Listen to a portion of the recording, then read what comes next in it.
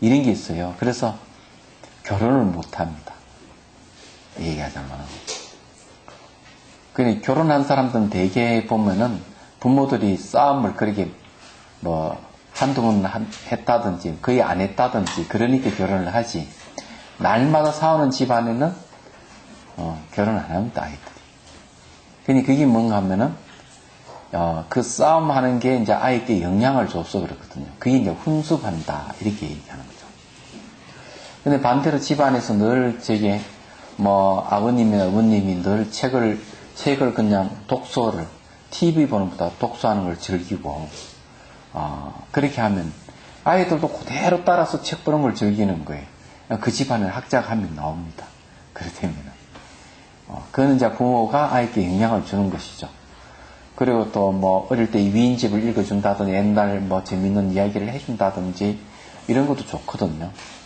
그리고 이제 뭐 자주 또 이게 아이와 놀아준다든지 뭐 이렇게 하면은 그 아이는 부모에게 좋은 영향을 받는 것이죠. 그래서 이게 영향을 받는다 하는 거예요. 또 영향을 준다. 이걸 훈수비라고 해요. 영향을 주거나 영향을 받거나 그런 거죠.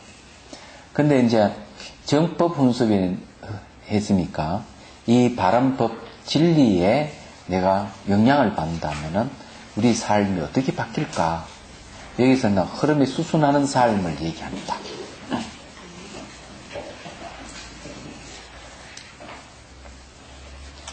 제가 옛날에 뭘 좋아했는가? 비보다는 눈을 좀 좋아한 것 같아요. 어릴 때도 가만히 생각해보면은. 그 초등학교 들어가기 전부터 눈이 오면은 뭐 혼자 뛰어놀다 밤 12시쯤에 들어올 때도 있었는가? 어떤 기억은 그런 것 같아요. 우리 철도가에 살았거든요. 이게 철도가부터 어디야?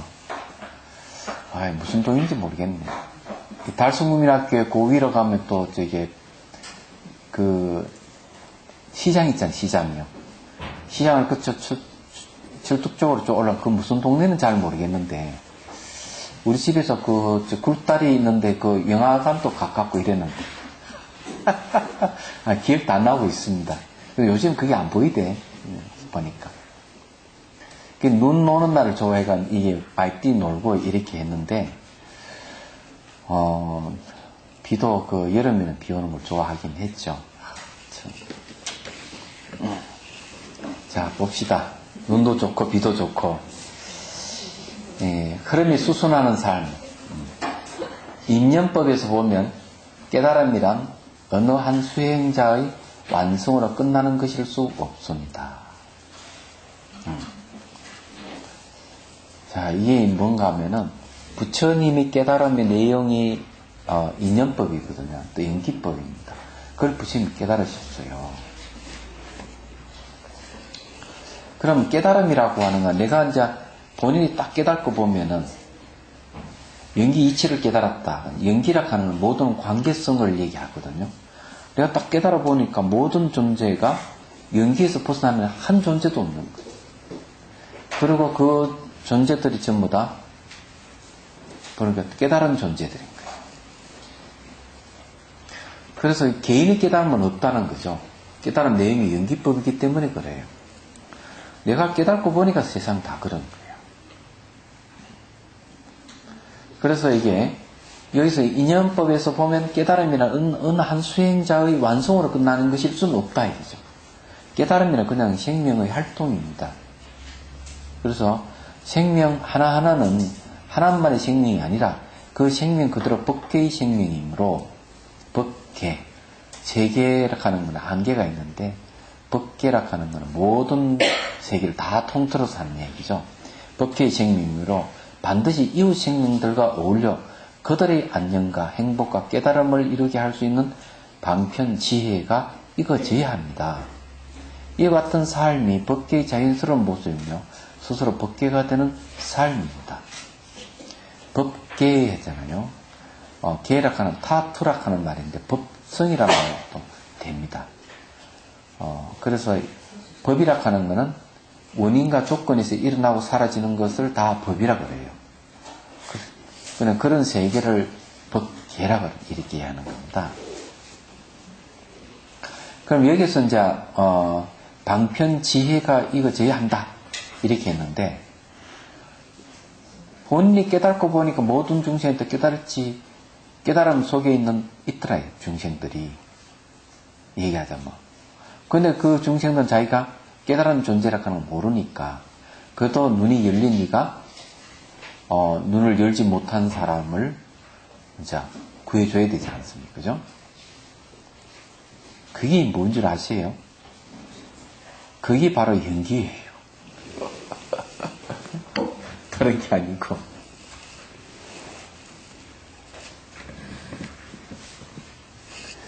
그래서 이게 깨달음의 내용이 연기법이라면 반대로 연기법은 바로 깨달음이라고 얘기할 수 있죠.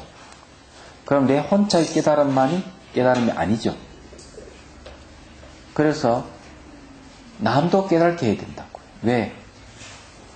다른 사람이나 자기도 하나의 연기이기 때문에. 그러니까 관계 속에서 분리되어 있지 않기 때문에. 이 말이 중요한 거예요. 그럼 이제 옛날 그 중국의 도선율사 얘기 들어보면 그런 거죠. 그럼 제가 한번 물어볼게요. 중생을 구제하는 이가 누굽니까? 예? 중생을 구제하는 사람은 누구예요? 깨달은 사람? 깨달은 사람은 뭐라 그럽니까? 부처라 그러죠. 중생을 구제하는 이는 부처인데, 그럼 부처는 누가 구제하는 거예요? 부처를 구제하는 이는 중생이라고. 예. 부처와 중생은 한 번도 분리되어 있지 않습니까? 이런 관계를 연기법이에요. 그러면은 깨달은 이가 내가 깨달았다 이러면은 자연스럽게 실천행위 나오죠. 왜? 연기를 실천해야 되잖아요. 깨달은 내 연기법이니까. 인연법이니까. 요즘 말은 관계성이니까. 분리되어 있지 않으니까. 그러면 다른 사람 미혹에 빠져 있는데 내가 깨달았다면은 미혹에 빠진 사람 가만히 두어야 됩니까? 가만두면 안 되죠. 그럼 그 사람들을 자극해서 깨어나게끔 해야죠. 왜? 깨어나게끔 하는 쪽이나 깨어나는 쪽과 서로 무슨 관계입니까? 연기의 관계. 이 연기의 관계가 드러날 때 깨달음이 분명해지는 거죠. 깨달음 내 연기법이니까. 그럼 몸 깨닫는데 그래도 깨닫지 못했지만은 남에게 베풀면 어때요? 어렵고 있는 사람, 자, 먹고 살기 힘들다. 쌀이라도 이렇게 베푼다. 저 사람 옷이 없어가지고 안 되겠다. 옷을 벗어준다. 이러면은 내가 옷이라든지 음식이라든지 따뜻한 말 한마디라든지 건넸을 때 그 사람은 나의 관계 어떻게 됩니까? 예? 소통이 일어나죠? 관계가 회복되는 거죠. 그 관계를 연기라고 합니다. 그럼 내가 깨닫지는 못했지만 내 남을 도와주고 이러는 것 자체가 연기 진리라고 하는 걸 현현시키는 거죠. 그럼 현현된다 하는 거는 자기도 깨달음이 오는 거예요. 자, 제가 두 가지를 얘기했습니다. 깨달은 사람 입장에서 내 깨치고 보니까 모든 중생이 다 깨달음 속에 있더라. 왜? 연기하기 때문에. 그래서 스스로 깨치지 못했다고 생각하는 이 고통에 허덕이는 중생을 감아보는 게 아니고 구제를 하는 거예요. 그러면 그게 연기를 실천하는 거죠. 너의 나의 관계를 계속 회복시키 가는 것이죠. 반대로 깨닫지 못하는 사람이라도 깨달음 내용 연기법이니까 내가 남에게 베풀고 좋은 말을 해주고 이끌어주는 거는 너와 나의 관계를 회복시키는 거죠. 그렇잖아요? 그 연기 실상을 드러내는 거죠. 드러내는 순간순간에 자기를 의식을 깨워가는 거죠.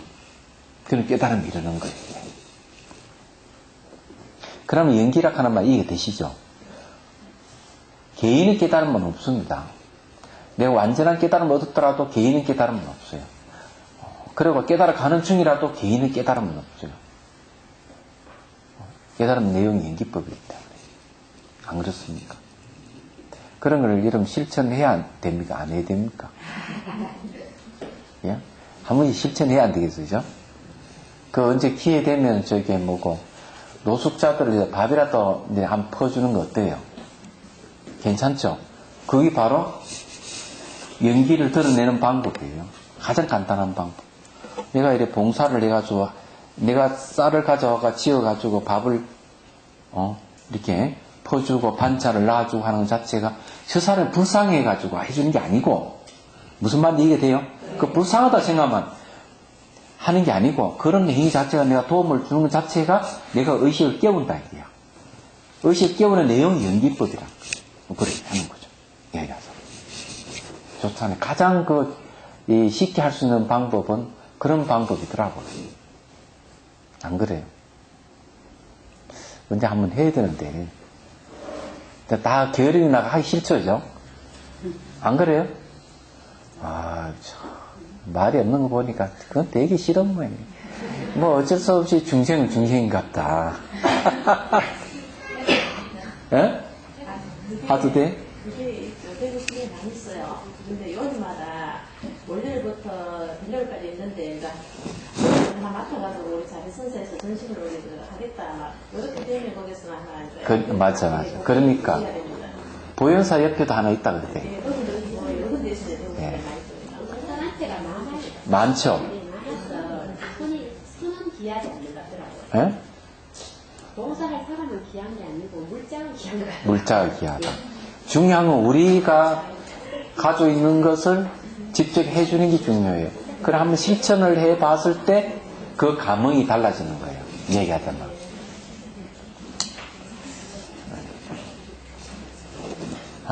자 봅시다. 그래서 여기에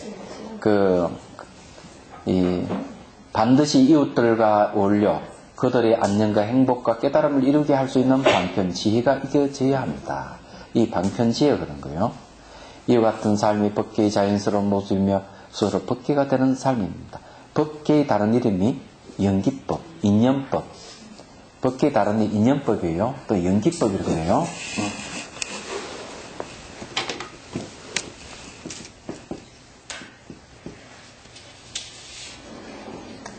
법계라고 하는 것은 바로 인연법이에요. 또는 이건 연기라고 하죠. 연기법이라고 합니다. 이건 다른 말로 하면은 상호 의존 이런 뜻이에요.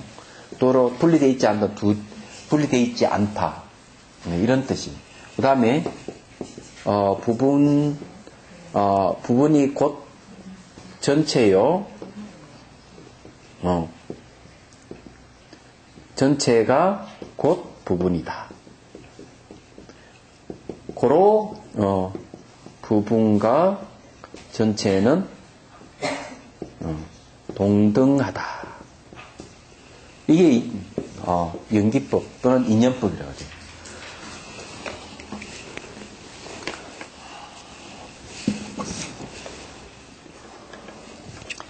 여기 이제 방편지혜라고 하는 말을 먼저 말씀을 드릴게요.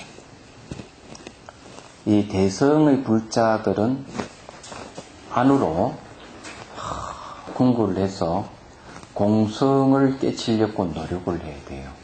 공성을 보게 되면 지혜가 있지. 그러니까 그걸 갖다가 공의 지혜라고 얘기합니다. 그냥 안으로. 바깥으로는 어떻게 하는 거예요? 방편을 닦는 거예요. 그 방편을 닦는다는 말이 뭔가 하면은 육바라밀을 행을 해서 사람들을 도와주는 거. 네. 내가 베푼다 때 보시바라밀. 바라밀이라고 하는 고통에서 벗어난다는 거죠. 내가 베품으로써 그 사람이 물질적인 고통에서 벗어나게 하거나 정신적인 고통에서 벗어나게 하거나 또 진리에 목마른 사람에게 진리를 한 구절을 일러줘서 그 사람이 속박에게 벗어나게 하는 것. 그리고 내가 계율을 지킴으로써 남을 해치지 않는 것. 내가 남이 비나 뭘 하더라도 무아 이치를 잘하고 내가 참는 것. 그리고 조금 남을 도와주려고 하는 정진하는 것. 그 정진바람이라고 그래요. 이게 전 방편이에요. 그리고 이제 내가 남 어렵고 힘든 사람 베풀어주는 거에서 내 번뇌를 없애는 선정바람입니다. 그들과 나아가 둘이 아니라 하는 지혜바람이다. 이 총 6바람밀이 바로 방편이라고 합니다. 그리고 이제 궁극적인 공생에다가 초점을 맞춰서 수행해가는 공의지, 공성의지. 이렇게 이 지혜와 방편을 같이 닦아야 되는 거예요. 이게 이제 대성불자들입니다. 왜 둘이 같이 닦아야 되는가 하면 이런 거예요. 혹시 한번 물어볼게요. 삶이 찌긋찌긋한 사람 손들어. 삶이 찌긋찌긋하고 벗어나고 싶은 사람. 두 사람밖에 없어요? 세 사람? 아니 이 세계 그렇게 꿀이 발린다 뭐 그렇게 좋아요? 예? 행복은 잠시고 고통이 더 많지 않아요?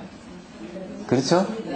지금 웃고 하다가 집에 가서 또 한 소리 들으면 또 싸우는 그런 부분은 없습니까? 또 그러다가 또 말 한마디 없고만 마음이 또 감동받아가 또 언제 그러냐 또 물베기민처럼.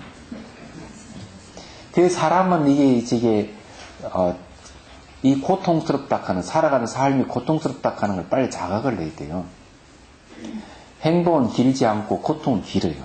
얘기하자면. 그렇잖아요? 그래서 이 세계를 벗어나고 싶고, 다음에 태어나고 싶지 않다. 얘기하자면. 그게 윤회죠. 윤회에 머물지 않고, 머물고 싶지 않다. 이러면은, 뭐가 필요하냐? 공성의 지혜가 필요해요. 이 공에 대한 지혜가 있으면은, 다툴 일이 없고, 상처받을 일이 없고, 그렇습니다. 모든 세계가 환영이 지나지 않기 때문에, 붙들고 울고 불고 짜고 할 일이 없는 거죠. 미워도 다시 한번 할 게 없다고 얘기하잖아요. 그렇지만은 모든 존재가 분리되어 있지 않다면은 내가 공성의 지혜를 얻는다. 공성의 지혜가 뭡니까? 깨달음인데 깨달음을 얻는다고 해서 끝날 건 아니죠. 중심 구제해야 되잖아요. 안 그래요? 그러면 열반에도 머물지 말아야 됩니다. 열반에 머물면 안 돼요. 열반이 뭔가 하면은 최종 앙착지죠. 그러니까 안심 인명체가 열반인데 열반에 머물러 버리면은 중심 구제를 할 수가 없어요. 그 열반에도 머물지 말아요. 그 열반에 머물지 않는 방법이 뭔지 아십니까? 육바람일 행위에서 방편을 써서 중심 구제하는 거예요. 그래서 대성의 길을 가는 사람은 윤회에도 머물지 말아야 되고 열반에도 머물지 말아야 되는 거예요. 얘기하자면. 그래서 윤회에 머물지 않기 위해서는 지혜가 필요하고 열반에 머물지 않기 위해서는 방편이 필요하다. 열반에 머물러버리면 중생구제할 수 없으니까. 중생구제하는 게 방편이에요. 그러니까 지혜와 방편이 완벽해졌을 때 온전한 이 삶을 살아가는 것이지만 그게 바로 부처라는 거예요. 그래서 이제 그렇게 살아가는 게 뭐냐? 이 지혜와 방편, 방편과 지혜를 익혀가는 것이 이것을 흐름에 수순한 삶이다. 이렇게 하는 겁니다. 흐름에 수순한 삶이다. 그래서 처음으로 법계의 흐름에 들어가 사는 분을 성자의 삶을 시작하는 수행자라고 부릅니다. 이 초지의 경계에 법계의 흐름에 들어갔다. 영기 이치를 깨달았다는 거죠. 성자의 삶을 사는 거죠. 그래서 법계의 흐름과 수순하여 살 수 있는 것은 오래오래 바른 이해와 지혜로운 삶과 죽음을 보고 알아차림이 있긴 하지만 보이지 않는 곳에서 법계의 생명으로 열반을 실현하고 있는 진여의 훈습이 있기 때문이기도 합니다. 이 오래도록 훈습했다. 그런데 왜 이렇게 삶과 죽음의 윤회에서 벗어나려고 그러고 열반에 머물지 않는 이런 삶을 사느냐, 법계의 수순한 삶을 사느냐 하면은 바로 이 진여 훈습 때문에 그렇다. 이죠. 진여의 다른 이름이 뭔지 무엇이죠? 진여의 다른 이름도 법계입니다. 그전 시간에 고통에 대한 얘기를 했습니까? 법화경 입법계품에, 법화경 그 신의 품에 보면은 아이가 집 나가서 온갖 고생을 하다가 다시 아버지 사는 나라 지방으로 돌아와서 아버지 사는 집 앞을 지나가면 아버지 쳐다보는 얘기를 했죠. 근데 왜 집 나가는 아들이 50여 년이나 그렇게 헤매다가 다시 돌아올 수 있었던 이유가 뭔 줄 아십니까? 예? 응? 그렇지. 괴로움 때문에 그렇죠. 괴로움이 동력이 돼. 괴로움에서 벗어나고자 하는 마음이 생긴 거예요. 괴로움에서 벗어나고자 하는 마음이 있는데 그 마음은 어디서 왔을까요? 그게 진여의 훈습이에요. 진여는 괴로움을 싫어하는 거예요. 괴로움은 생사고 진여는 생사가 없거든요. 그러니까 진여는 죽음이 없는데 고통은 죽음이 있는 거예요. 죽음이 있기 때문에 고통스럽단 말이에요. 그래서 자연스럽게 삶과 죽음을 싫어하는 마음이 생기는 거예요. 그래서 이 집을 나와가지고 집 나오고 싶어서 나왔겠어요? 어쨌든 나와 다시 아버지가 있는 생사가 없는 고통이 없는 아버지를 찾아가는 거예요. 근데 이게 50년이 걸렸잖아요. 너무 오래 걸렸어요. 그죠? 근데 아버지는 알아보죠. 자기 자식은. 자식은 아버지를 못 알아보고. 쉽게 얘기하자면 그런 얘기예요. 그래 우리에게는 뭔가 하면은 바로 부처가 될 수 있는 씨앗을 가지고 있죠. 그 불성이에요. 그러니까 자식이 집 나가가지고 아버지 찾는 거는 뭡니까? 불성이 발현돼서 나타난 게 바로 부처이듯이 자식은 근본이 누가? 바로 부모잖아요. 그는 아버지를 표현하고 있죠. 경전에는. 그렇기 때문에 결국 되돌아온다 하는 것은 이 불성이 발현되는 걸 얘기합니다. 그래가지고는 이제 제일 먼저 누구를 보냅니까? 저놈하고 딱 알고는 두 사람 딱 보내잖아요. 데려오라고. 근데 아이고 이렇게 옷 잘 차려입고 잘생긴 사람이 기품이 있는 사람이 쫓아오니까 아이고 이제 잡히면 이제 노예를 팔려간다 싶으니까 축제사 도망가다가 잡히니까 놀래 기절해버리잖아요. 그러니까 내버려 두라고 두 사람을 그냥 오라고 놓아주고 그 다음에 다시 두 사람을 또 보내요. 흐름한 옷을 입혀서 가가지고 살살살살 꽂히는 거예요. 저 집 가면 품장을 많이 주니까 우리 일하러 가세 하고 그래가 집 안으로 쑥 들어오는 게 뭡니까? 바로 진리 문 안으로 쑥 들어오는 거예요. 이 두 사람 보는 게 방편이 부처님 가르침이에요. 그래가 절친이 뭘 하는가 하면 똥그름치고 하잖아요. 똥그름치는 건 뭔가 하면은 내적 관찰을 통해서 진리 문을 들어오는 거. 내 마음 안을 쳐다보는 거죠. 그러면서 더러운 번뇌 망상 쓰레기 치우는 연습을 하는 거예요. 아버지도 따라와가지고 그냥 흐름한 옷을 입고 와가지고 같이 똥그름 치면서 친해지고 세월이 흐르니까 그 다음 어떻게 하는가 하면은 아들을 이제 집사시키죠. 집안 일을 들보게 하는 거죠. 그 말은 뭔가 하면은 이 번뇌 망상이 다 사라져가지고 그만큼 이제 깨달음이 왔다는 얘기예요. 그러다가 어느 날 이제 그래도 아직 자기가 완전한 이 집이 아버지의 아들인 줄 모르는 거예요. 아버지는 이제 임종 시간이 되니까 이 귀족들, 마을 사람들 다 모아놓고 얘기를 합니다. 이게 50여 년 전에 집 나간 아무개 누구 내 아들이라고. 아들도 깜짝 놀라죠. 그런 거 아버지가 이제 자기 갖고 있는 모든 걸 자식에게 상속을 하잖아요. 그래 그 집 주인이 되죠. 그래 아들이 아버지가 되는 거 아니에요. 그건 깨달음을 얘기하는 거예요. 내가 이렇게 가난하게 살았는데 부자가 된 거죠. 법의 부자, 진리 부자죠. 얘기하자면. 자, 그 얘기예요. 그래 우리가 이게 흐름에 수순하는 삶을 살아야 됩니다. 흐름에 수순한 삶을 산다 하는 것은 법계의 흐름에 들어간다는 얘기죠. 다른 건 아니에요. 그래 흐름에 수순한다는 말이 그런 뜻이에요. 근데 그게 이제 진의 훈습 때문에 법계의 훈습 때문에 그렇다. 오랜 시간에 걸친 수행과 훈습이라고 하지만 깊이 있는 사유와 명맹스러운 정진은 만들어진 시간의 틀조차 넘어서게 되므로 마음 하나 돌이키게 하는 순간이 무명이 사라지는 순간이 될 수 있습니다. 마음을 탁 한번 착 바꾸는 순간 무명이 사라져요. 예, 무명. 어둠이 사라지고 밝음이 탁 온다. 그래서 이게 백정도 칼을 탁 놓는 순간 깨달음을 얻는다는 말이 능경에서 얘기하고 있습니다. 물론 오래 수행해야만 깨달음이 차츰차츰 완성돼 간다고 할 수도 있습니다. 내가 깨달았지만 번뇌 망상이 많고 이러면은 그 깨달음의 힘으로 망상을, 번뇌 망상, 똥그름을 청소해야 되거든요. 치워야 되거든요.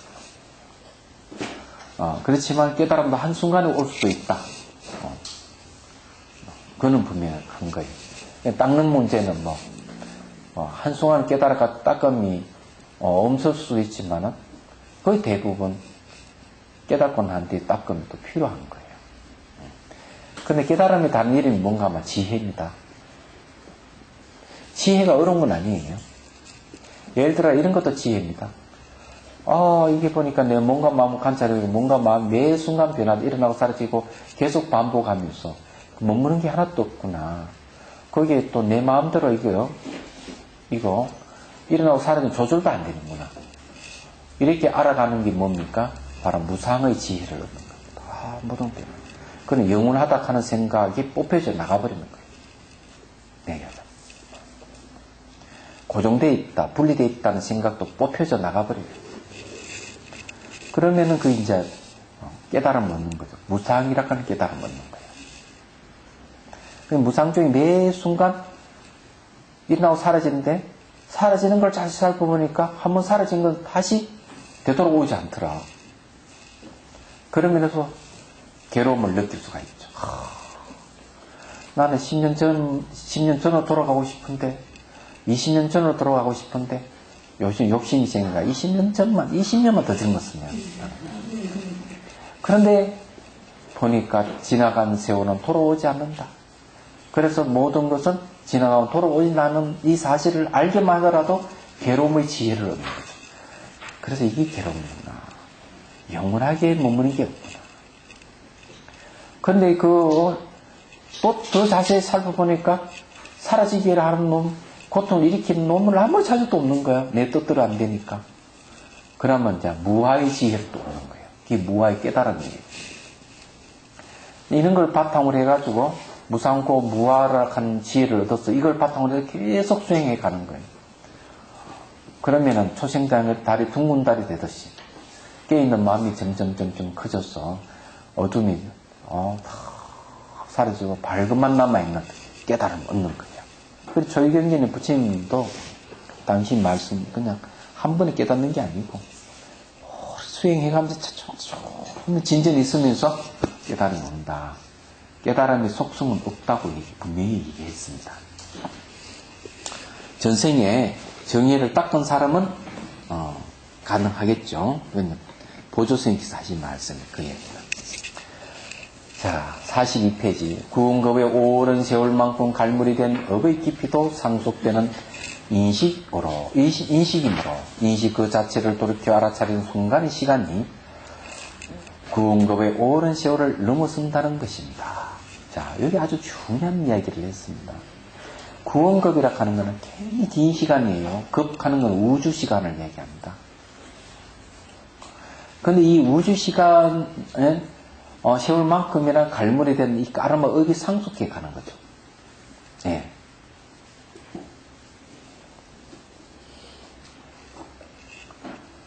그러면 이 시간이라고 하는 게 본인이 이때까지 쌓아놓은 까르마 때문에, 업 때문에 시간이 흐름이 생긴 거예요. 얘기하자면, 여기서 말하는 그런 걸 자기가 그런 걸 계속 이게 업이 상속해 간다. 부모가 자식에게 재산을 상속하듯이 상속해 간다 하는 사실을 잘 인식하는 거죠.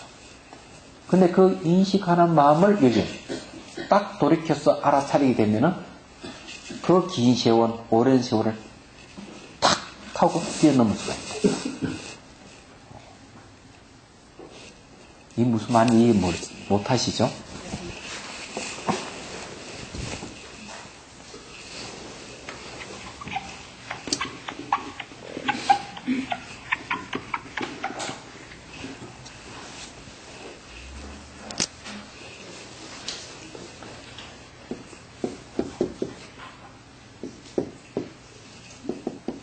자, 자선한 내 모습을 내가 관에서 본다 이거죠.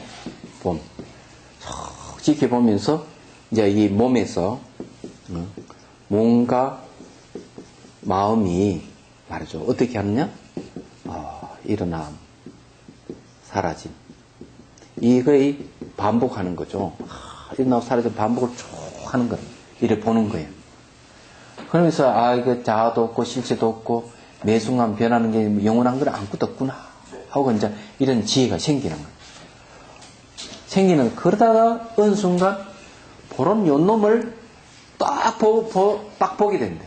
또 보는 게 또 생기는 거야. 얘기하자면. 알겠어요?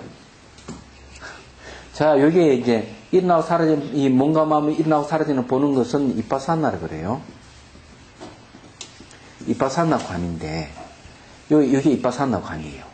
근데 이빠사나 관하는 요걸 하는 걸 다시 이를 보는 거는 요 관은 뭔가 하면은 사마타 관입니다. 얘기하자면.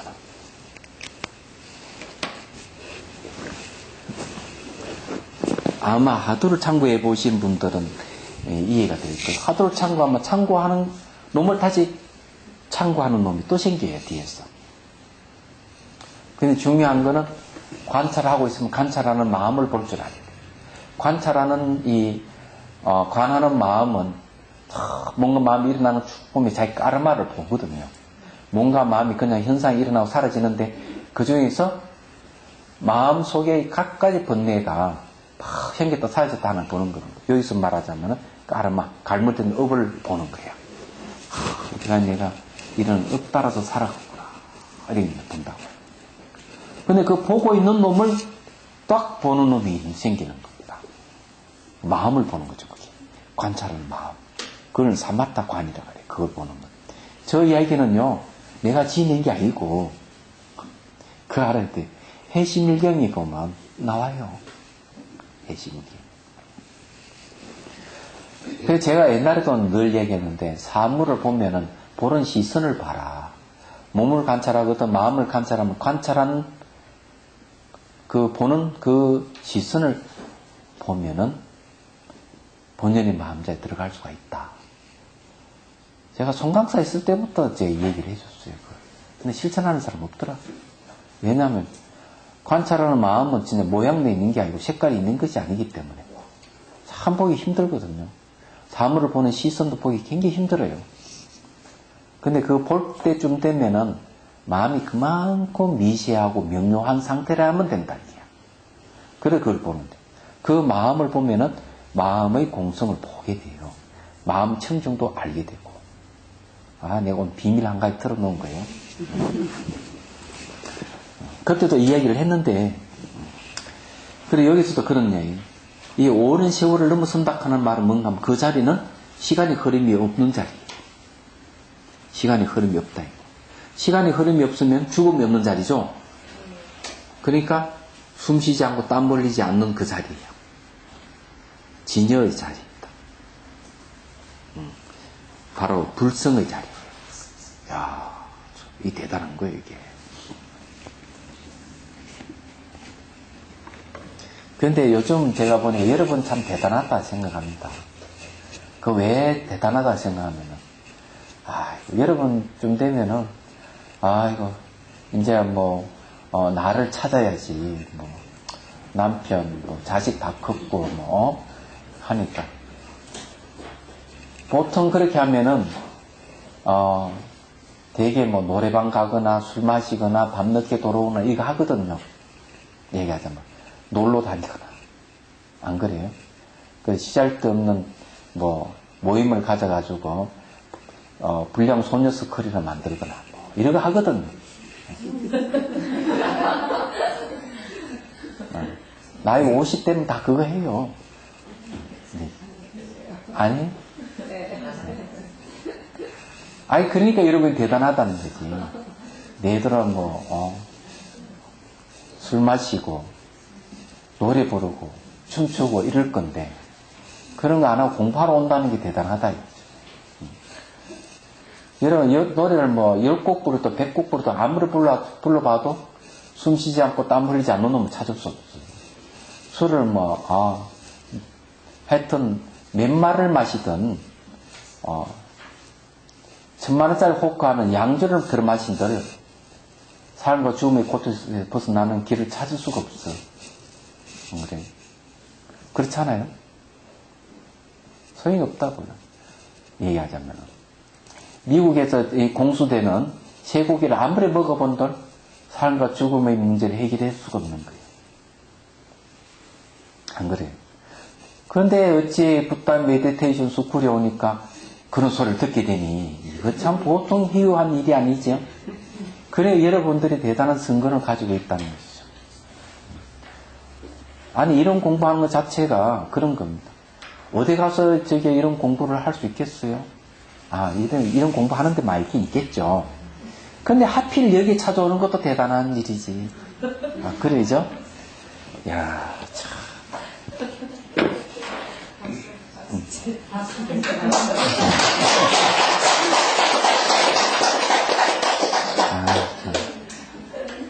네, 박수 받기 위해서는 한 이야기는 아닙니다.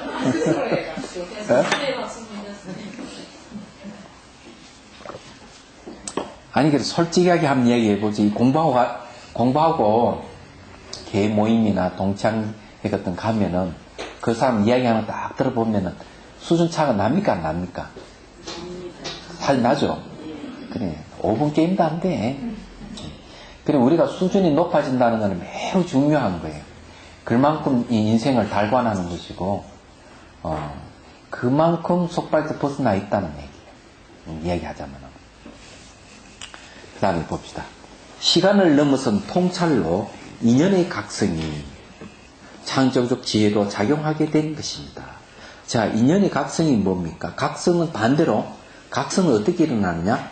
너와 나의 관계성 속에서 각성이 일어나요. 그 너 나와 관계성, 인연이죠. 인연에 의해서 각성이 일어나는데 그것이 인연인 줄 모르면 그건 각성이 아니에요.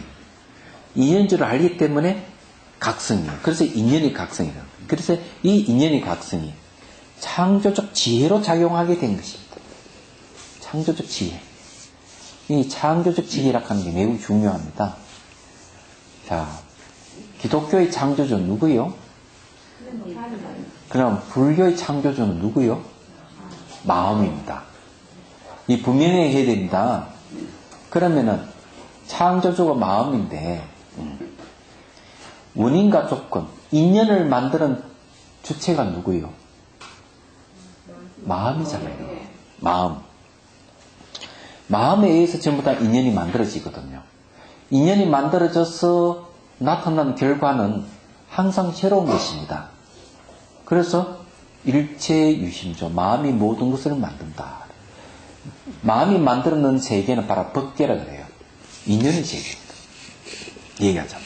그래서 인연의 이치를 잘 알고 그 삶의 수순에서 살면은 늘 의식이 각성된 상태예요. 그리고 살아가는 삶은 창조적 삶을 살 수 있는 거예요. 그걸 여러분 이해하셔야 돼요.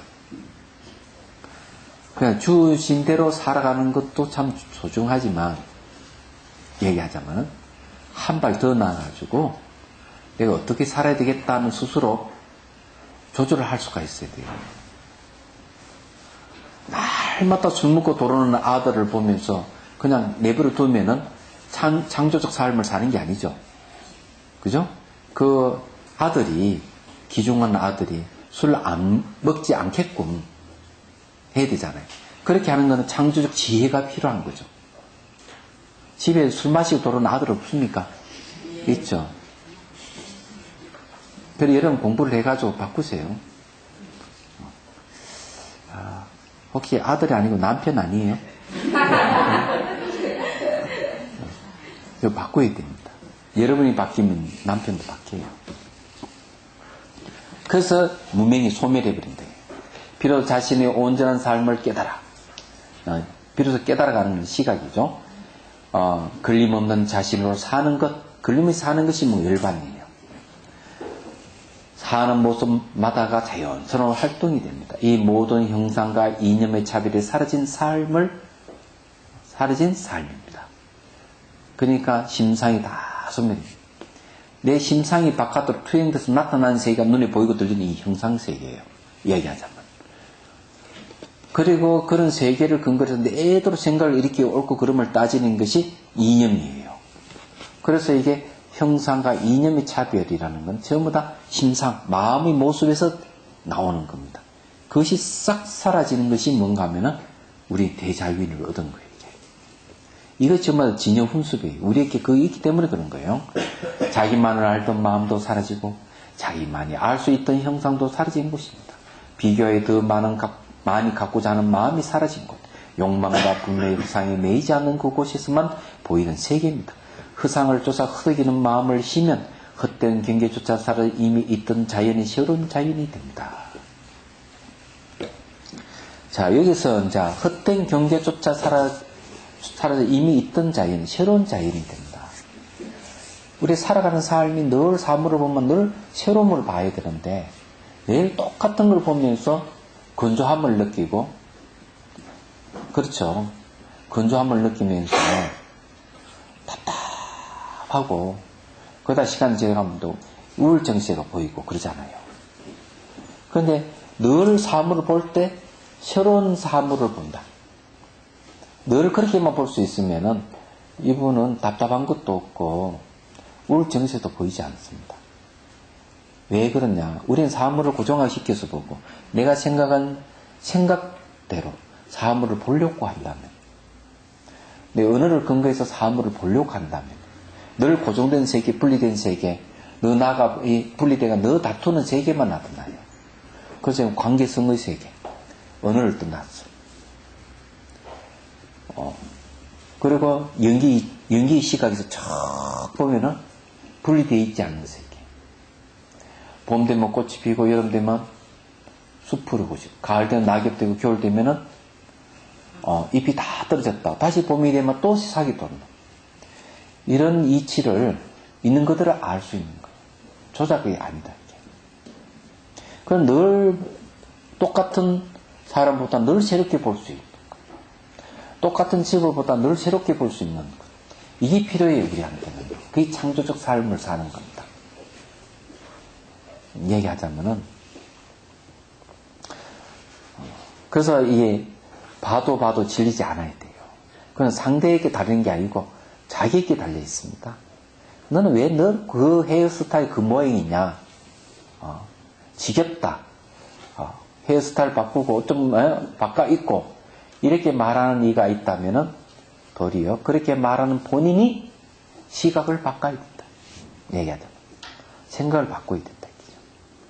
그래야만이 똑같은 헤어스타일, 똑같은 옷을 입고 있는 사람을 보더라도 똑같이 안 보일 겁니다. 똑같은 건 이 세상 없어요. 마음 깊이 사이에 있는 온갖 억울함을 다 풀어내는 울음이 쏟고 쏟다 바닥 드러난 울음이 멈추는 날, 드디어 고향 땅에서 있는 스스로를 실감하고 흐르는 물처럼 그렇게 살 때, 그렇죠. 억울함을 풀어낸다는 건 뭐겠습니까? 울고 불고 막 하잖아요. 좀 엉뚱한 얘기지만, 여러분 혹시 막 울고 나면은 몸이 가벼워지는 사람 있습니까? 그 왜 몸이 가벼워진 줄 알아요? 모르시죠? 이 눈물에는 스트레스를 일으킨 그 물질이 있다네요.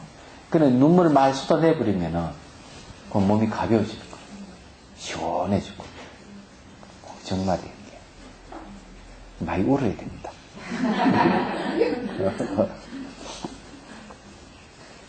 이 억울함이라 하는 건 소유욕에서 오니까 내가 소유관념만 사라지면 억울함이 풀어집니다. 얘기하자면. 그리고 자아관념 속에 있는 사람은 늘 상처 입잖아요. 존심에. 그런데 자아가 본래 없다 하는 걸 아는 순간부터 상처를 입지 않습니다. 그래서 억울함이 생기질 않아요. 그래서 억울함을 풀어내는 거예요. 얘기하자면. 그러다 보면 은수는 고향 땅에 스스로 가 있다는, 고향 땅이 바로 진여의 자리죠. 그래서 일미세계이기도 하고, 그 자리 스스로 보면은 바람 불고 물 흐르는 그 자리가 바로 진여라. 딴 게 아니고, 집착할 대상이 하나도 없는 것이죠. 그래서 그 연한 고향 땅에 서 있는 수소를 실감하고 흐르는 물처럼 그렇게 살 때 훈수발 문명이 없어 제 역할이 끝난 진여조차 훈련이 사라지게 되리니. 우리는 진여락 하는 것은 진여 반대되는 문명이 있어서 진여를 하는데 문명이 사라지니 진여락 하는 것도 사라져. 그러니까 어쩔 수 없이 고통이 있고 힘이 떨어지니까 진여의 작용이 있을 뿐이지 고통이 사라지면 진여락 하는 것도 같이 없어지는 거예요. 그래서 깨달음도 깨닫지 못함도 없는 한 세계가 언제나처럼 그렇게 있으며 있고 있을 것입니다. 깨달음도 깨닫지 못함도 없는 거예요. 그 세계는. 본래 깨달아 있는 세계 새롭게 깨칠 게 없죠. 오 빛나는 빛의 감탄이 법계의 법문이 되는 날, 그렇게 살게 되는 날 열반은 자연이 되고 자연은 우리의 생명이 되어 인연마다 생명의 빛으로 빛나겠지요. 오 빛나는 빛의 감탄이 이랬어요.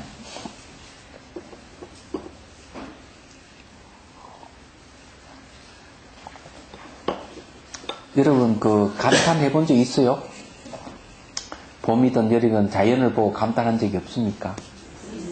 있죠. 사람을 보면서 감탄한 적은 없어요? 있죠. 이 감탄의 내용이 문제야. 얘기하자면 저 사람이 너무 잘나서 감탄한 거하고 얘기해. 그런 것보다는 존재 이치를 깨달음으로 해서 보이는 세계와 보이는 사람들을 볼 때 감탄이 일어나는 게 좋은 거예요. 이렇게 얘기하자면. 뭐 할 얘기 있어요? 야, 그래서 이게 이제 진여의 훈습이라 하는 게 굉장한 겁니다. 여러분들은 이제 이 진여에 대한 공부를 했기 때문에 진여의 훈습이 발동됐다고 보면 틀림없어요. 대성기신으로 공부하는 순간부터 진여 훈습이 시작된 거예요. 얘기하자면. 이걸 늘 기억을 하신다면은 설사 삼악도에 떨어진다 하더라도 진여 훈습에 의해서 삼악도에서 벗어날 겁니다. 구렁텅이에 떨어졌다 한들 진여 훈습 때문에 벗어날 수가 있는 거예요. 그런 겁니다. 자, 제27장 허망한 마음에 스며드는 진여의 훈습. 이 허망한 마음이 하는 것은 마음이 허망하다 하는 말은 뭡니까? 머물지 않는다 이게 왔다 갔다 한다는 거죠. 그래 이거는 허망한 마음이에요. 그리고 옳고 그름을 따지고 높고 낮음을 따지고 아름답고 추함을 따지는 마음이 허망한 마음이에요. 왜? 그런 거는 매 순간 변하기 때문에 분리시킬 수가 없어요. 자, 예를 들어서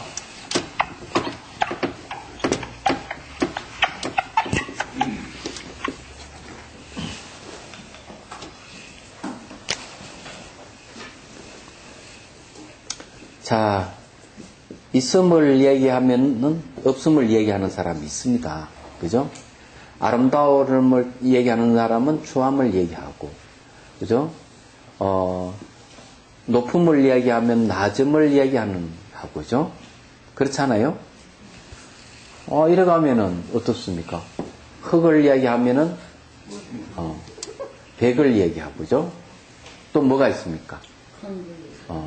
대를 이야기하면 소를 얘기하고, 그렇죠? 그러기 때문에 이렇게 서로 이분법적 사고죠. 늘 사람의 있음과 없음을 근거하는 아름다운 추함을 근거해서 사람을 판단하고 높고 낮이 심벌이 높고 낮음이라 많고 적음도 있죠. 대소거든. 이렇게 하면은 이게 쫙 꺼진다고 했으니까 쫙 올라가는 거죠.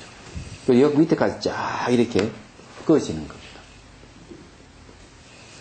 이렇게 살아가면은 이게 이쪽 저쪽 이게 완전히 나눠지죠. 이런 삶은 사람 반쪽 삶이에요. 반쪽 삶도 아니지. 완전 쪼개진 삶이지. 얘기하자면. 근데 이걸 없애야 됩니다. 요 선을 갖다 없애야 돼. 선을 쫙 없애야 돼.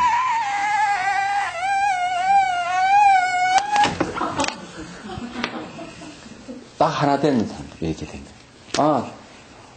여기 서로 분리되어 있는 게 아니다 이거죠. 얘기하자면. 분리되어 있지 않다거나 하는 순간부터 이런 이분법적 사고가 싹 없어집니다.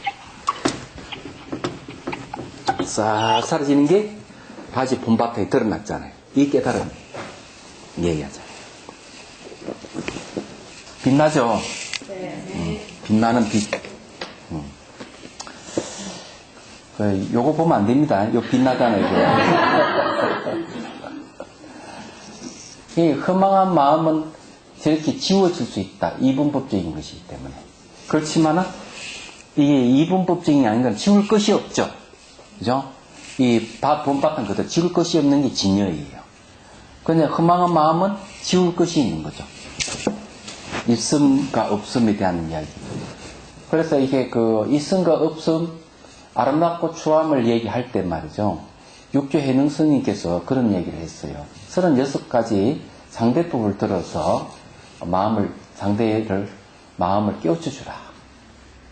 상대가 어둠을 이야기하면 밝음을 이야기해주고, 선을 이야기하면 악에 대한 얘기를 해주고, 이렇게 해줌으로써 서로 이분법에서 벗어나게 해주라. 삶을 얘기하면 죽음을 얘기해주고, 이런 식으로 쫙 얘기해줘가지고 벗어나게 하는 거죠. 이게 아주 중요한 거예요. 근데 이 허망한 마음을 없애는 게 진여의 훈습이에요. 자, 진여가 허망한 마음에 스며드는 훈습에 두 가지가 있다. 첫째, 분별사식에 스며드는 훈습이다. 분별사식이라 하는 말은 뭔가 하면은 일을 분별하는, 사물을 분별하는 마음을 분별사식이라고 해요. 사물을 분별하는 이 마음이 훈습한다는, 사물을 분별하는 것은 의식입니다. 의식이 영향을 준다는 거죠. 이 훈습에 의지해서 모든 범부와 성문 영각 등의 생사의 고통을 싫어하고 힘과 능력에 따라 차차 무상도를 닦아 나간다. 중요한 이야기죠. 그래, 이 말은 이제 뭘 얘기하는가 하면은요, 이 분별사식 훈습이라고 하는 게, 이 훈습에는 분별사식의 의식에 진여가 영향을 준다는 얘기예요. 진여가 의식에 영향을 주는 걸 분별사식 훈습이라고 해요. 그러면은 의식상에서 범부를 싫어하고, 얘기하자면 성문 영각을 싫어하는 거예요. 왜냐하면 성문 영각은 생사가 있습니다. 욕계식계 무식계를 벗어나더라도 어떤 생사가 있는가 하면은 변역 생사가 있습니다. 의생신을 나타내기 때문에 내가 생각으로 내 뜻하는 생각만 하면 몸을 나타내는 생사가 있어요. 그러니까 부처의 일반이 아닌 거예요.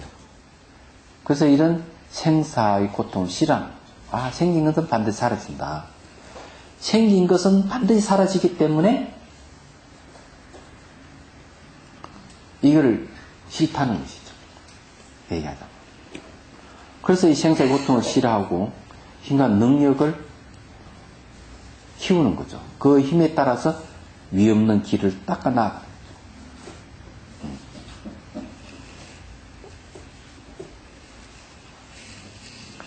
그래서 이제 나 이 생사의 고통 벗어나야지. 이 생 너무 지겨워. 이런 사람은 이제 출리심이 생긴다 그래요. 벗어나고자 하는 마음, 출리. 세상을 벗어나고는 출리심. 이게 생기면은 이제 뭔가 하면 이제 수행하는 거예요. 생사에서 벗어나야지. 하고 열심히 도를 닦는데 그 도가 위없는 길을 얘기합니다. 둘째는 의에 스며드는 훈습이다. 이 훈습으로 모든 보살들이 부르심을 위하여 용맹스럽게 전진하여 속히 열반을 향해 나간다. 이거는 의 훈습은 뭘 얘기하는가 하면은 이 의는 잠재되어 있는 자아의식이에요. 예. 이 자아의식에 진여가 영향을 주는 겁니다. 이렇게 분별사식은 표충의식이에요. 그러면 여기에 의라 하는 건 심청의식입니다. 이 심청의식에 진여가 훈습을 하기 때문에 의훈습이라고 합니다. 그러니까 의에 진여가 훈습하는 걸 의훈습이라고 합니다. 그러면 이런 훈습을 주면은 이 보살들이 이제 버리심이 되는 거예요. 근데 보살의 경지는 뭔가 하면 초지부터 보살의 경지를 할 수 있는 거죠. 그러면 2지부터 7지까지 말라시익의 자의식의 그 영역이에요. 그리고 이제 8지부터 10지까지 아리아식의 영역입니다. 그러니까 이게 의 훈석 같으면 이 의는 막 저게 말라식 그렇죠 아리아식까지 이제 포함해서 하는 얘기예요. 그럼 이거는 진여가 이 자의식이 말라식에도 영향을 주고 아리아식에도 영향을 준다는 얘기예요. 영향을 주니까 보살들이 깨달음을 얻은 보살들이 다시 보리심을 일으키는 거예요. 일으켜가지고 방편을 써서 중생을 구제하고 아는 공성을 완벽하게 깨치려고 노력하죠. 얘기하자면 부처님은 보리심을 일으킬까요? 안 일으킬까요?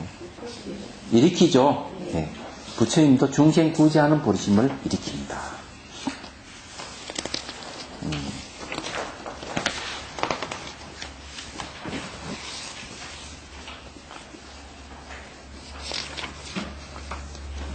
자, 조금만 더 공부를 하죠. 한 10분만 더 하겠습니다. 자신의 삶을 있는 그 자리에서 볼 수 있는 힘. 자신의 삶을 있는 그 자리에서 볼 수 있는 힘 쉽지 않습니다. 왜냐하면은 자기 자신을 자기가 왜곡을 많이 시켜요. 자기 자신을 자기가 왜곡시키는 게 어떤 문제인가 하면은 그 대표적인 게 이제 그런 겁니다. 나이가 들면서 그런 줄어들지만은 젊은 시절에 그런 게 많아요. 대부분 여성들은 자기를 가꾸잖아요. 대표적인 것이 뭔가 하면 헤어스타일을 바꾸고 화장하는 겁니다. 화장하는 것이 뭔가 하면 자기를 감추면서 추앙을 감추면서 자기를 밝은 모습을 드러내고자 하는 심리예요. 아름다워지고자 하는 아름다움을 표현하는 심리인데 그걸 자기를 왜곡시키는 거예요. 그 중에 하나입니다. 그래서 이 자신의 외모가 아름답다고 생각하는 사람일수록 자아관념이 강해요. 존심이 강하고 아름다움이 자아가 돼서 그런 거예요. 이제 거기 뭔가 하면은 자기 삶에 있는 그 자리를 볼 수 있는 게 아니고 왜곡시켜서 보는 거예요. 그런데 항상 자기가 대단하다고 생각하고 살아가는 거죠. 이야기하는. 그 얼굴 하나 가지고 남자들은 뭘로 살아가는 줄 압니까? 학력으로 살아가는 경우가 있어요. 학력으로 살아가는. 내가 어떤 대학에 나왔는데, 내가 어느 출신인데, 내가 카이스트 출신인데, 뭐 이런 식으로 뭐 힘을 주는 거죠. 그래 모인 자리에서 서로 학력물을 보고 어느 학교 출신이다 결정되면 고기를 드는 사람이 있건 죽이는 사람이 나오는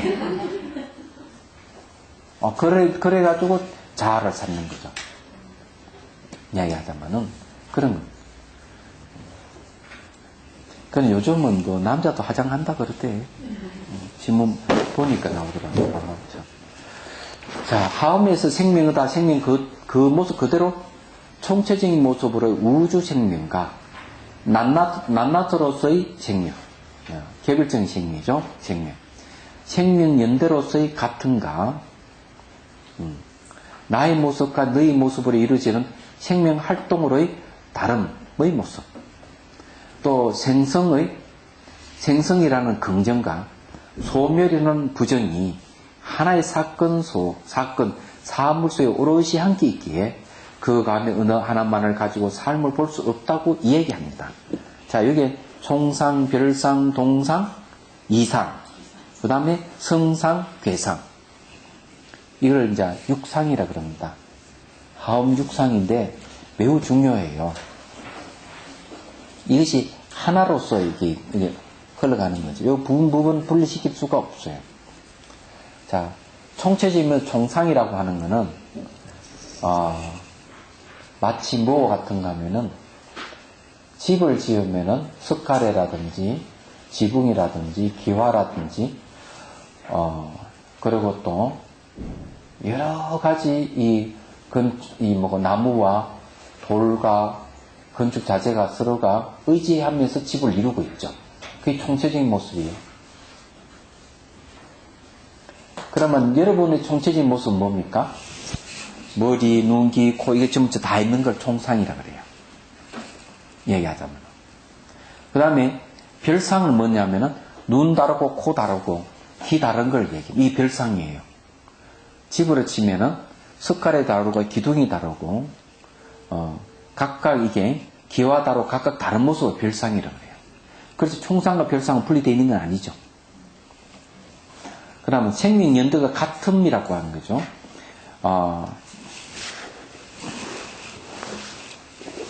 그건 뭘 같다고 얘기하느냐. 같은 모습이 뭘까? 같은 모습.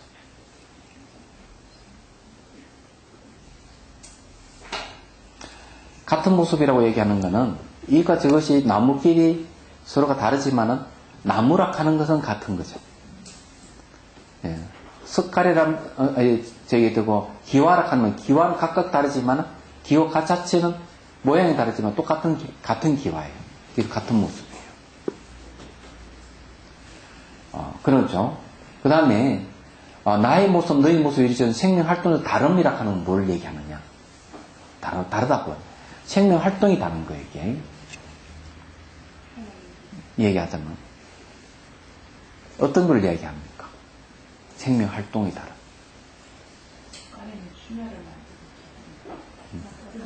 그래, 기둥은 받치는 거, 석가래는 걸쳐서 지탱해 주는 거, 이런 식으로 이게 활동이 이게 기능이 다른 거예요. 이게 다른 모습이에요. 사람으로 치면은 눈, 귀, 코, 혀 이건 좀 별상이지만은 눈은 보는 기능이 있고 귀는 듣는 기능이 있고 팔은 이 잡고 주는 기능이 있죠. 이건 다른 이거를 갖다 이상이라고 그래요. 그게 뭔가 하면 생명 활동의 다름을 얘기하는 거예요. 자, 생성이라는 긍정과 소멸은 부정이라는 말이 있죠. 생성한다 하는 건 뭘 얘기하는 거예요? 아이들이 음식을 먹으면 자라는 거죠. 생성이죠. 안 그래요? 자라면서 또 한편으로는 사라지는 게 없어지는 게 있습니다. 예? 그래 죽어가는 거죠. 우리는 두 가지 다 가지고 있는 거죠. 집은 서로 지탱해주면서 받쳐주니까 생성의 모습이지만은 그것이 세월에 흐르면서 낡아가는 거는 무너지는 모습이에요. 그럼 무너지는 모습은 소멸의 부정이라는 거. 소멸이라는 부정이라는 걸 얘기하는 거죠. 그래 이런 하나의 집에도 6가지 모습이 있고 사람에게도 그런 6가지 다 있는 거죠. 사람은 6가지가 다시 설명해 줄게요. 이 머리부터 발끝까지 온몸 자체가 총체적인 모습. 눈 다르고 귀 다르고 이거는 별상. 예? 별상의 모습. 그렇지만은 똑같은 세포로 이루어졌다 하는 건 같은 모습. 같은 생명 활동을 하는 것. 다른 모습이라 하는 건 눈, 귀, 팔, 다리 이런 건 기능이 다르는 생명이 기능이 다른 건 이상이라는 거. 그죠? 그 다음에 또 뭐가 있습니까? 살아가는 삶이라 하는 거는 이루어지고 생성을 하는 긍정의 모습. 그러면서 우리는 늙고 죽어가는 소멸은 부정의 모습. 이래. 그래서 총 6가지 다 있는 거예요. 집도 그렇고 삼남만상 우주도 그렇고 여기는 법계를 설명할 때 그렇게 했습니다. 총상수 우주 생명이라는 말 하는 예 그거예요. 그게 전부 다 이 6가지에서 벗어나는 게 하나도 없다. 이렇게 얘기하는 거예요. 그래서 이 6가지 모습으로 해서 사물을 판단할 수 있도록 노력해 보면은 새로운 걸 많이 알 수가 있죠. 얘기하지만은 아이들이 집에 아이들이 툭툭툭 싸우고 이러면은 동상으로 보면은 그래 같은 내 새끼하고 동상으로 보는 거죠. 그죠? 싸우더라도 싸움을 중지하면서 얘기하자면 너는 저게 뭐고 그 성격이 어떻고 그러니까 작은 아들은 이 성격이 어떻고 큰 아들은 성격이 어떻고 또 작은 아들 큰 아들이 또는 딸이라든지 다 재능이 다르다 하는 겁니다. 이거는 뭘 보는 겁니까? 예? 이상을 보는 거죠. 이상 얘기하자면 활동이 이게 다르다는 거죠. 그래서 이게 보면서 아이들을 이렇게 높고 낮음을 가리는 게 아니고 이런 식 6가지를 나눠서 보는 거예요. 두 아들은 다 같은 내색이 총상지의 모습이고 작은 아들 큰 아들 하면 별상의 모습이지만은 각각 기능이 다른 것은 이상으로 보고 그런데 애가 커가는 거는 성상. 얘들이 언젠가 또 다시 또 나이가 들어간다 하는 걸 알면은 뭡니까? 괴상이라고. 안 그래요? 별상이라 하는 거는, 큰 애기의 모습하고 작은 애기의 모습, 뭐가 다르다 하는 거는 바로 별상의 모습이고. 이런 식으로, 좀 더 크게 보면 회사를 그렇게 볼 수도 있고, 그죠? 하나의 사회도 그런 식으로 볼 수 있죠. 사회. 국가도 그렇게 볼 수 있는 거죠. 안 그래요? 그리고 리비아 같은 경우는 내전이 일어났는데, 그가 뭐가 잘못돼서 내전이 일어났습니까? 한 사람이 독재를 해서 그렇죠. 그죠? 독재를 해가지고 국민을 억압을 한 거야. 그럼 국민이 무엇을 억압을 했습니까? 쉽게 말해가지고, 기능이 각각 다른 걸 똑같이 억압을 하면 안 되죠. 이상의 기능을, 생명 활동을 억압을 했다든지, 그랬을 거예요. 얘기하자면. 그래서 폭발하는 거죠. 얘기하자면. 그리고 그 자체 폭발할 수밖에 없는 건 뭔가 하면은, 일당 독재라, 그러나, 한 사람이 독재를 하면서 총상으로 억누르려고 하는 거죠. 그죠? 총체의 모습을 억누르려고 하는 거죠. 그러면 개개의 별상을 무시하는 거 안 됩니다. 그럼 들고 일어나는 거죠. 그래, 이런 거 6가지 상을 가지고 모든 걸 대입시켜서 보면 다 대입이 가능한 거예요. 그래, 이것은 삶으로 보는 시각, 살아가는 삶의 시각을 바꿔주는 일입니다. 그래, 잘 숙지를 해가 익히세요. 연습을 하고. 그럼 오늘 여기까지만 하죠. 질문 있으면 하십시오.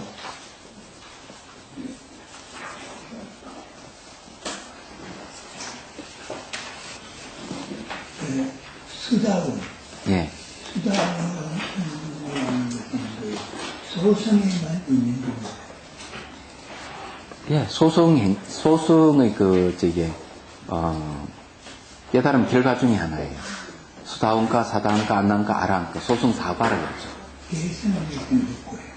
대성에는 그걸 다 거쳐서 대성을 하는 거예요. 예. 수다운 대답을 얼마나 힘듭니까? 본인 노력에 달렸죠.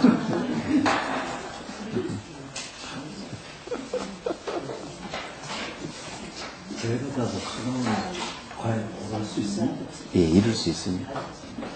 아니, 어린 7살인가 6살 먹은 애에게 머리를 깎아주면서 수행 주제를 줬어요. 이래 네가 관찰해. 수행 주제 줬는데, 머리가 다 깎이는 순간 알아낸 아이도 있어요. 어린 애기인데. 애기 때가 더 안 시켰습니까? 그건 알 수가 없죠. 질문 있습니다. 예. 42페이지에 아까 부모적으로 어른스러운 건강기들이 어른기시도 상속된 인식이며 이것은 우리들 아래아식 속에서 오랜 생활 동안 오면서 살았던 그런 업들이 그 업을 인식할 때 그 업의 그런 알아차림하면서 그런 업들이 하나씩 사라져가는 그런 의미도 될 수 있습니다. 예, 잠재되어 있는 것은 내가 인식하게 되면 나타나거든요. 나타나는 그걸 본다는 거예요. 이 자체를 들다 본다 하는 업 자체를 듣다 본다는 거예요. 들다 보면서 이게 이제 구원으로 오랜 세월을 넘어선다 했기 때문에 벌써 이거는 그 까라마 업 자체가 매 순간 어떻게 바뀌어가나 하는 그 변화를 바라는 거예요. 그래서 일어나면 일어나는 곳인지 사라지면 사라지는 곳인지 일으키는 게 주체가 있는지 사라지게 하는 주체가 이걸 살펴보라는 거예요. 그래서 그것이 좋은 업이든 나쁜 업이든 그 좋은 생각이든 나쁜 생각이든 어떤 것이든 그 매순간 어떻게 바뀌어가는가 봐라. 그러면은 시간을 벗어난 무시간의 세계로 들어간다는 거죠. 그 이야기입니다.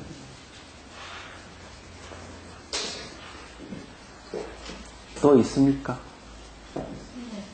심리학 전공하면서라면 명상을 하면은 공부가 더 성취가 빠를 수 있습니까? 빠를 수 있기도 하고 빠르지 않을 수도 있고. 그는 그 사람의 성향하고 관계에 꼭 심리학을 전공하니까 더 뭐 수행이 빠르다 이렇게 말을 할 수는 없어요. 자, 수행 끝날 때 오늘 수행을 통해 얻은 공덕이 나와 도반 의식의 기쁨과 편안한 마음으로 해양되기를 바라며 번뇌가 사라질 마음의 힘이 나와 의식에 듣기를 바라나이다. 수행 과정에서 얻은 기쁨과 편안한 마음이 일상에서 다른 어떤 마음보다 먼저 주어르도록 수행합니다.